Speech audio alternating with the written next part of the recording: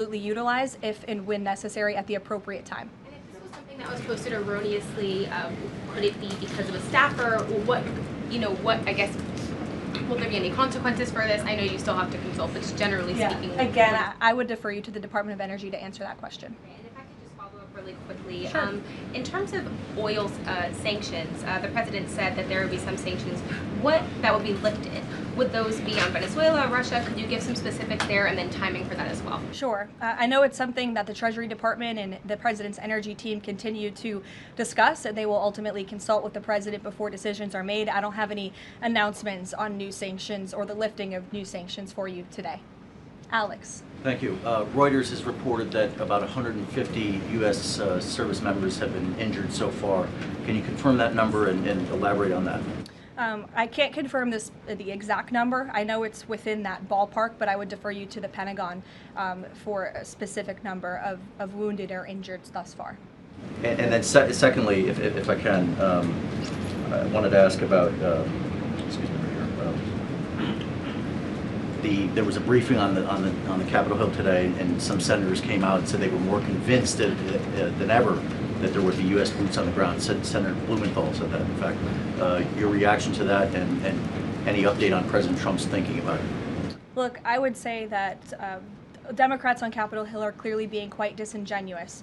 3 years ago, not a single Democrat voted against the resolution condemning Iran as the world's leading state sponsor of terror. Yet now, with President Trump as commander-in-chief finally taking the action that so many Democrats have called on the commander-in-chief to do for many, many years, to wipe out the threat of a rogue Iranian terrorist regime, now all of a sudden Democrats are playing politics with this long-standing bipartisan policy of the United States, and 53 of them in the House recently voted against the resolution condemning Iran as the world's state sponsor of terror.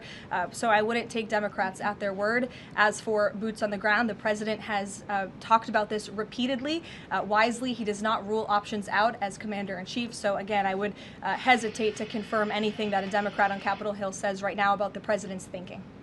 Garrett. Karoline, you outlined to Steve the military components of what would be involved in ending this war, but it seems like there's a political component too. The president said to Fox earlier today that he doesn't believe the new Ayatollah can live in peace. He made a variety of comments suggesting that he should be involved in picking the new Iranian leader. Is the ending of this war also contingent on Iran selecting a leader that the president finds acceptable? And if so, how is that not the definition of a regime change war?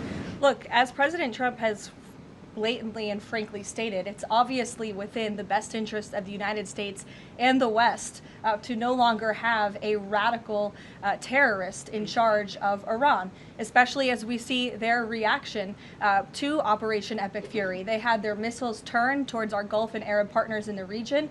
Again, this was a regime that chanted, or still chants, death to America. We look at the way that they are holding the entire world hostage with the restricting of the free flow of energy through the Strait of Hormuz.